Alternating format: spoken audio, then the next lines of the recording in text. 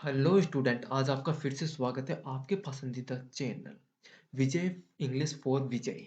यहाँ पर आप अपनी इंग्लिश को बेहतर बनाने के लिए इंग्लिश ग्रामर सीखते हैं।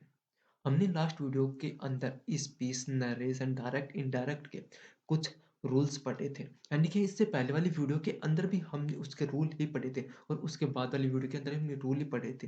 तो होप है कि आपको सभी रूल समझ में आए होंगे। अगर कोई डाउट है तो आप मेरे से कमेंट बॉक्स में पूछ सकते हैं, मैं उनका जवाब दे दूंगा।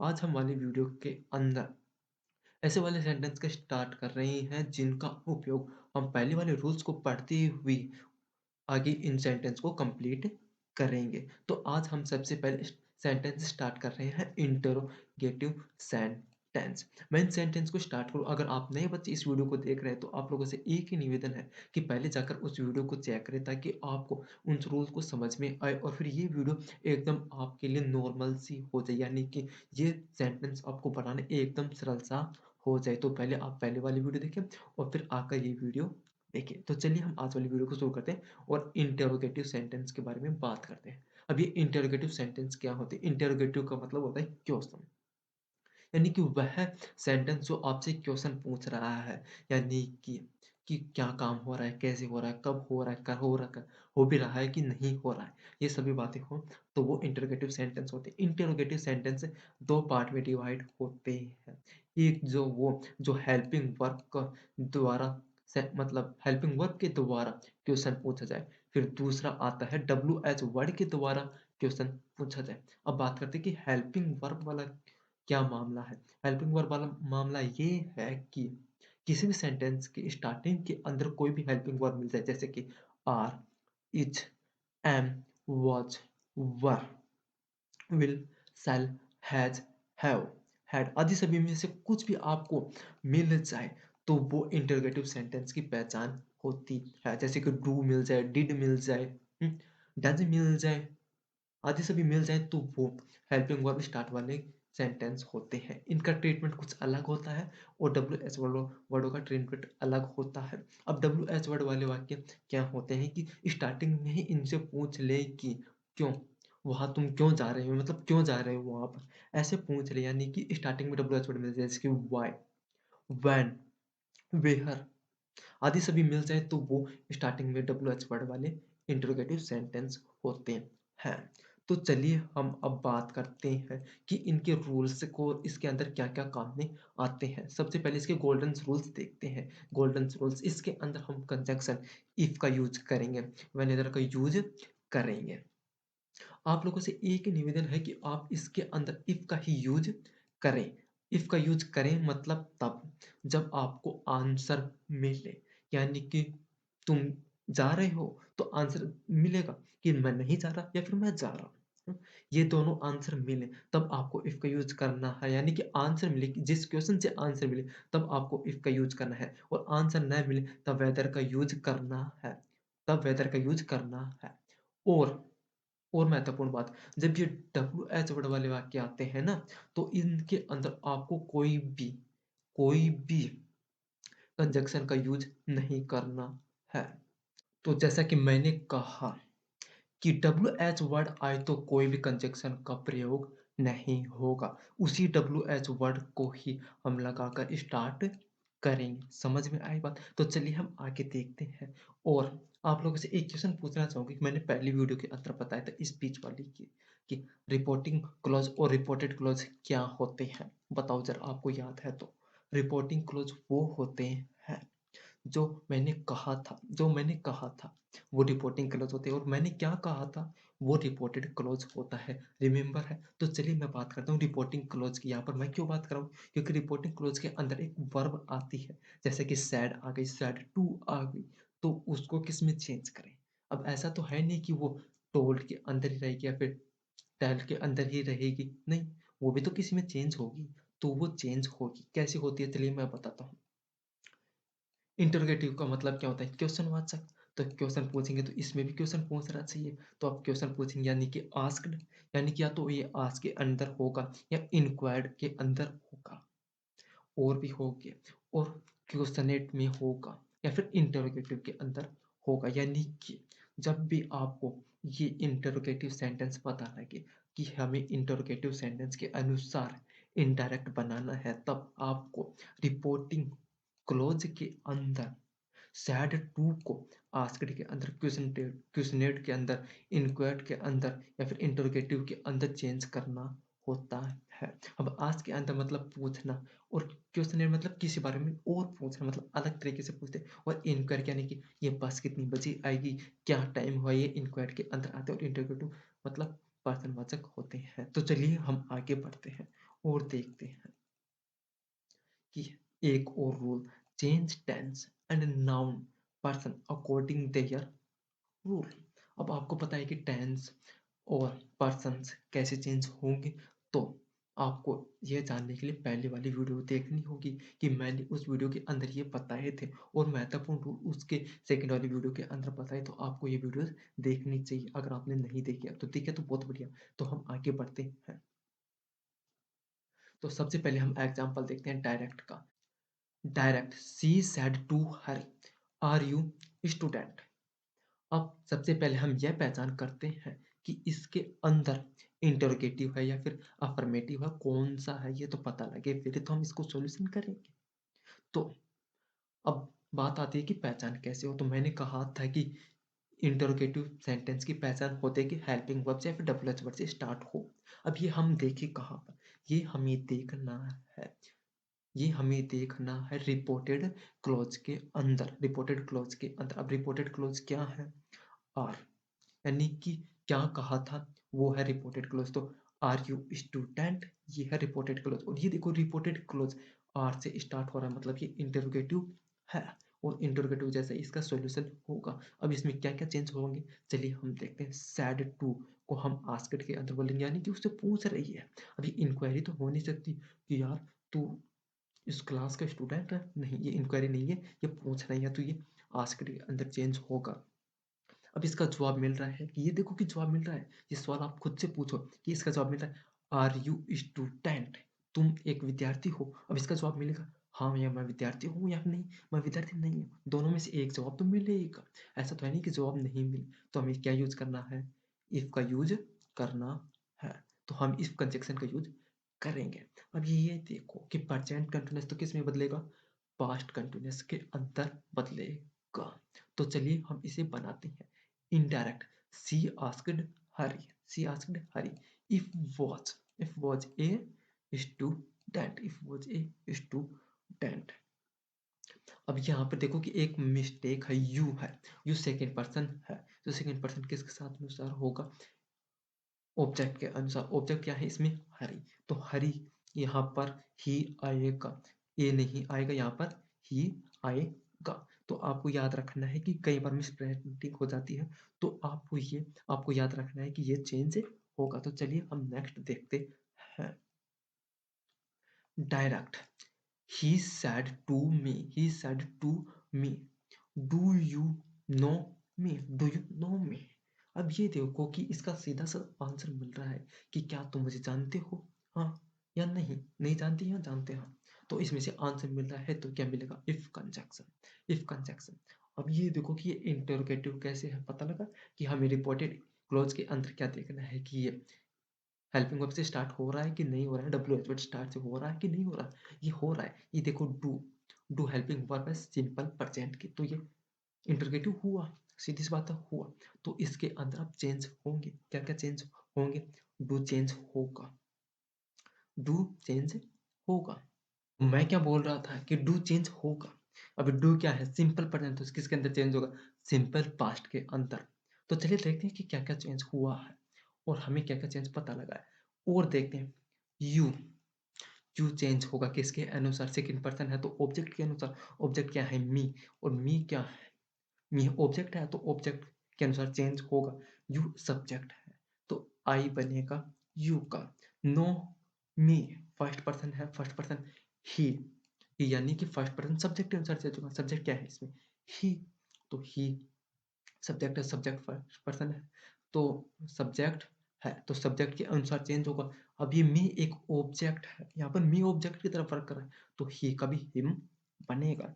अब ये बताओ कि अब नए बच्चे देख रहे हैं तो वो पूछ रहे हैं कि सर कि आप लोग मतलब आप बात तो इसके अंदर कर रहे हो, पूछ यहीं पे रहे हो, चेंज इसकी तरह से कर रहे हो और फिर चेंज यहाँ पर हो रहा है। तो ये मतलब बातचीत क्या है ज़रा समझाने की कोशिश करेंगे? तो बातचीत ये है कि चेंज होंगे हमेशा रिपोर्टेड क्लॉज़ के अंदर, अधिकतर रिपोर्टेड क्लॉज़ के अंदर ही चेंज होंगे, बट ये जो पर्सन चेंज होंगे वो बेस होगा इनका रिपोर्टिंग क्लॉज़ के अंदर, रिपोर्टिंग क्लॉज़ के अंदर इसका बेस होगा। हमने पहली वाली वीडियो के अंदर एक फ़ॉर्मूला बताया था कि सन यानी कि सब्जेक्ट, ऑब्जेक्ट और नो। तो ये किस प्रकार से चेंज होगा कि सब्जेक्ट यानी कि अगर फर्स्ट पर्सन हुआ, तो ये सब्जेक्ट के अनुसार, सेकंड पर्सन हुआ तो ऑब्जेक्ट के अनुसार और थर्ड पर्सन नो चेंज। इस प्रकार से ये चेंज होते हैं। अब ये सब्जेक्ट, ऑब्जेक्ट कहाँ पर देखने हैं? ये हमें रिपोर्टिंग क्लॉज़ के अंदर देखने हैं और चेंज कहाँ करने हैं? रिपोर्टेड क्लॉज़ के अंदर हम ये चेंज करने हैं। तो चलिए हम देखते हैं इसका indirect. He asked me, he asked me. ये पता है आस्क्ड क्यों है? क्योंकि ये पूछ रहा है। ऑफ मी, ऑफ ये देखो कि इफ क्यों है? क्योंकि इसका जवाब मिल रहा है कि तुम मुझे जानते हो, या तो हाँ आएगा या फिर ना आएगा, तो आपको पता लगेगा। अब ये देखो कि यू का क्या बनेगा? आई। आई ये क्यों बना? आई क्यों बना? ये देखो यहाँ पर आई है तो आई क्यों बना? आई इसलिए बना क्योंकि यू एक सेकंड पर्सन और सेकंड पर्सन किसके अनुसार चेंज होगा? ऑब्जेक्ट के अनुसार। ऑब्जेक्ट क्या है इसके अंदर? मी। और मी का क्या बनेगा? सब्जेक्ट। तो मी का सब्जेक्ट क्या होता है? आई। तो आई आएगा। अब ये देखो कि मैंने कहा था कि डू चेंज होगा। अब डू किसके अंदर चेंज हुआ है? नी। नी मतलब वर्ब की सेकंड फॉर्म। तो वर्ब की सेकंड फॉर्म के अंदर ये चेंज हुआ है। तो नी हिम, मी बन गया हिम। अब ये मी हिम क्यों बना? ये मैं ऊपर बता चुका हूँ। तो चलिए इसके ऊपर हम ज़्यादा टाइम वेस्ट नहीं करते हुए आगे बढ़ते हैं और एग्जाम्पल समझते हैं। फिर आता है next example direct. He said to me when will the train arrive, when will the train arrive. अब इसके अंदर नया है, कुछ नया है, तो चलिए नए की बात करते हैं। सबसे पहले पहचान कि ये इंटरोगेटिव का है कि नहीं है। ये देखो कि डब्ल्यू एच वर्ड से स्टार्ट हो रहा है तो ये इंटरोगेटिव का है। दूसरी बात कि अब ये सैड टू किसके अंदर चेंज होगा? सैड टू किसके अंदर चेंज होगा?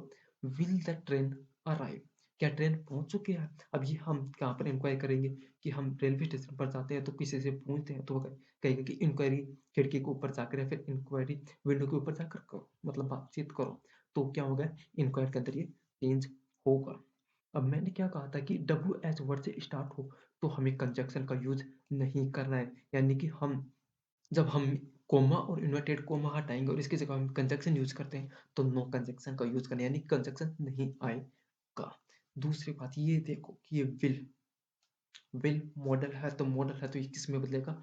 वुड के अंदर। मैंने क्या कहा था कि विल वुड के अंदर, शैल शुड के अंदर, मैं के अंदर या फिर मे टू के अंदर, माई टू के अंदर चेंज होता है। तो चलिए हम इसे बनाते हैं indirect. He inquired of me, he inquired of me. मी आ गया। अब ये देखो कि मैंने कंजंक्शन का यूज़ नहीं किया है, उसी डबल एस वर्ड को उठाकर वहीं पे रख दिया है। When the train would arrive, the train would arrive. Will को ही हमने वुड के अंदर चेंज किया और उसके अंदर कुछ भी चेंज नहीं हुआ है, तो ये क्या बना है? He inquired of me when the train would arrive. और लास्ट में फुल स्टॉप। तो चलिए हम आगे बढ़ते हैं। फुल स्टॉप किसका है? क्वेश्चन मार्क को हटाकर फुल स्टॉप लगाना है। चलिए हम नेक्स्ट देखते हैं। Indirect. Mohit said why were they late, why were they late. अब ये बताओ कि इंटरोगेटिव का है कि नहीं? कहेंगे कि सर ये तो इंटरोगेटिव का है, साफ साफ दिख रहा है कि यहाँ पर वाई से स्टार्ट हो रहा है। हाँ आपको सही दिख रहा है, वाई से स्टार्ट हो रहा है मतलब इंटरोगेटिव है। अभी आप मेरे को ये भी बता दो कि कौन सा टेंस है। आप बोलोगे सर ये तो पास्ट कंटिन्यूअस टेंस का है। हाँ, सही बात है। अब बताओ कि ये क्यों है? क्योंकि सर देखो यहाँ पर वर आ गया है। वाज वर्ब पास्ट कंटीन्यूअस की पहचान होती है। तो आपको ये तो पता लगे कि कौन सा टेंस है। तो बताओ कौन सा टेंस चेंज होगा? सर आपने ही तो बताया था कि पास्ट कंटीन्यूअस चेंज होगा पास्ट परफेक्ट कंटीन्यूअस के अंदर। Very good, you are very intelligent. अब ये बताओ कि दे किसमें चेंज होगा? सर दे चेंज नहीं होगा। दे चेंज नहीं होगा क्योंकि दे थर्ड पर्सन और थर्ड पर्सन चेंज होता ही नहीं है। तो चलिए हम इसे बनाते हैं, आपको तो सब पता है तो फिर टाइम वेस्ट क्यों करना? Indirect. Mohit asked, Mohit asked why they had been late, why they had been late। अब ये दे थर्ड पर्सन है इसलिए चेंज नहीं हुआ? नहीं हुआ। अब ये देखो कि हैड क्यों आया? हैड बीन क्यों आया? हैड सॉरी हैड नहीं, हैड बीन क्यों आया? हैड बीन इसलिए आया क्योंकि ये वर्ब पास्ट कंटीन्यूअस का है और हमें किस में बनाना है? पास्ट परफेक्ट कंटीन्यूअस में। पास्ट परफेक्ट कंटीन्यूअस की पहचान क्या होती है? हैड बीन प्लस वर्ब की थर्ड फॉर्म। तो चलिए हम आगे बढ़ते हैं, लास्ट में फुल स्टॉप लगाना, तो इसलिए आपको पास्ट कंटीन्यूअस का मिले तो आपको पास्ट पास्ट परफेक्ट कंटीन्यूअस के अंदर उसे चेंज करना है। चलिए हम नेक्स्ट देखते हैं। Next direct.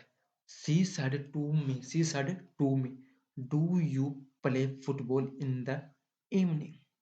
Do you play football in the evening? इसका आंसर होगा यस या नो। तो यानी कि ये इसमें कंजक्शन क्या होगा? इफ का यूज।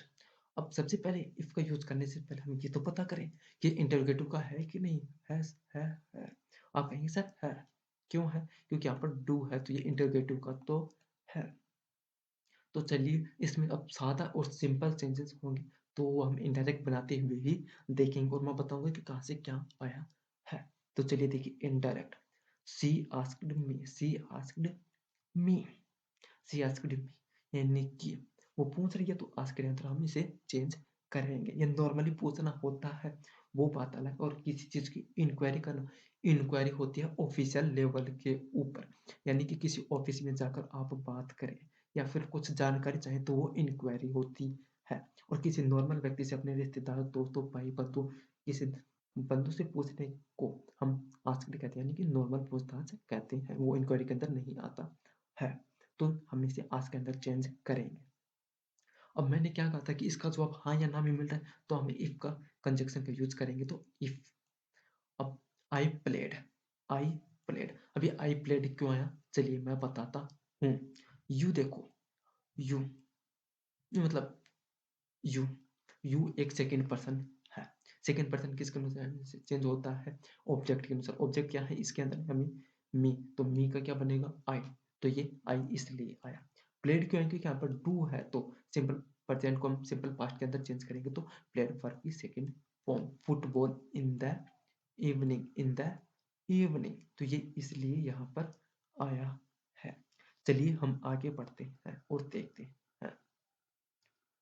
तो चलिए स्टूडेंट अब हम देखते हैं ऑप्टेटिव सेंटेंस। ऑप्टेटिव सेंटेंस यानी कि ये होते क्या है? यानी कि हम किसी भी व्यक्ति को, हम यह बोलते हैं ना आशीर्वाद देते हैं, हमें बड़े बुजुर्ग अब आशीर्वाद देते हैं कि मतलब तुम बहुत लंबे साल तक जो तुम्हें जल्दी से नौकरी मिले आदि सभी बोलते हैं। उस प्रकार के सेंटेंस को हम ऑप्टेटिव सेंटेंस बोलते हैं।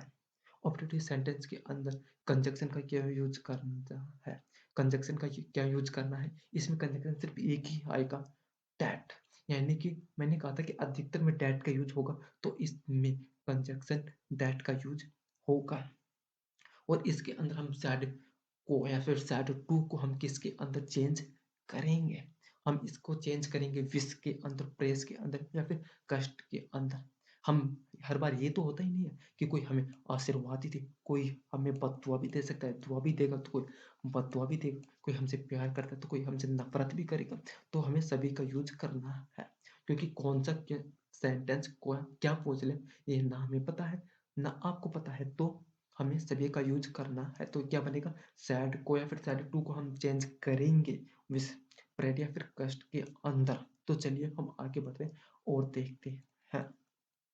Change tense according to rules, यानी कि चेंज टेंस हो पर्सन हो ये अपने रूल के अकॉर्डिंग ही चेंज होंगे। ये रूल नॉर्मल से होते हैं जो मैंने पहले वीडियो के अंदर बताए थे, तो आप पहले वीडियो को एक बार और देख लेना, कोई कंफ्यूजन नहीं हो। तो चलिए हम इसका पहला एग्जाम्पल देखते हैं। अभी कुछ बताने ज़्यादा लायक है नहीं, यानी कि वो वाक्य जो आपको कोई आशीर्वाद या फिर कोई प्रार्थना या फिर कोई आपको दुआ बदुआ के बारे में बताए, यानी कि मे you live long, may you live long, अधिकतर में मे ही का यूज होता है, यानी कि मे यू लिव लॉन्ग, यानी कि मे एक ऐसा मॉडल है जो कि आशीर्वाद कर्ज के लिए यूज किया जाता है। तो अधिकतर पहचान इसकी ये होगी कि मे से स्टार्ट होगा और आपको तो पता लेके जाएगा कोई आशीर्वाद दे रहा है, कोई आपके लिए दुआ कर रहा है, कोई बददुआ कर रहा है या फिर आपके लिए कोई प्रेयर कर रहा है, तो उस वाक्य से आप पहचान सकते हैं। तो चलिए हम इसका पहले एग्जाम्पल देखते हैं। सबसे पहले example direct. He said to me, he said to me, may God bless to you, may God bless to you. यानी कि अब ये देखो कि ये हमें कह रहा है कि भगवान तुम्हें आशीर्वाद दे, भगवान तुम्हें आशीर्वाद दे। यानी कि ये हमारे लिए प्रार्थना हो रही है ना, ये हमारे लिए प्रार्थना हो रही है। अगर कहते हैं कि यहाँ पर होता कि he said to me happy birthday to you, happy birthday to you, तो ये हमें क्या होता कि विश कर रहा है, हमें हैप्पी बर्थडे विश कर रहा है। हैप्पी दिवाली होता तो हमें हैप्पी दिवाली विश कर रहा है, हैप्पी होली होता तो हमें हैप्पी होली विश कर रहा है। तो ये यहाँ पर विश आ जाता।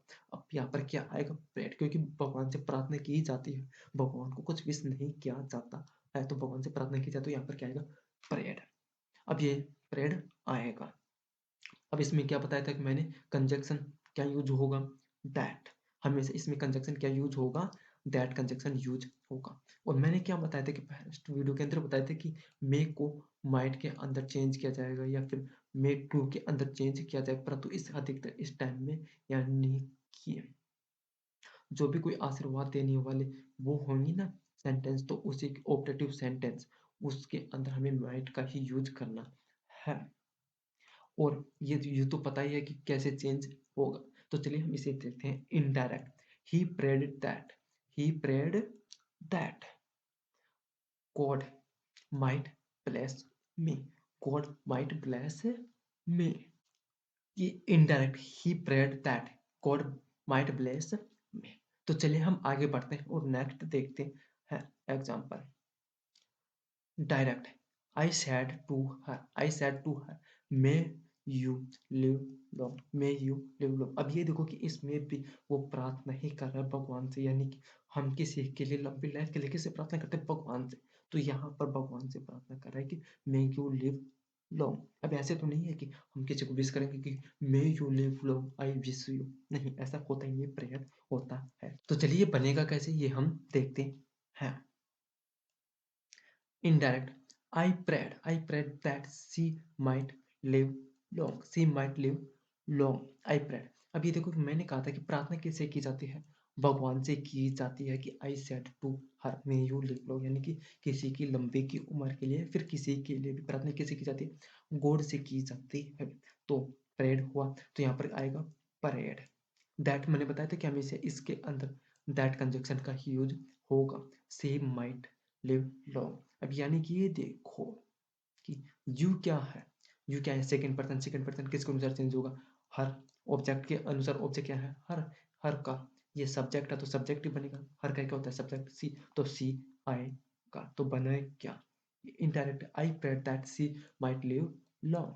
नेक्स्ट देखते हैं हम, नेक्स्ट है क्या, direct, she said may God pardon him, she said may God pardon him.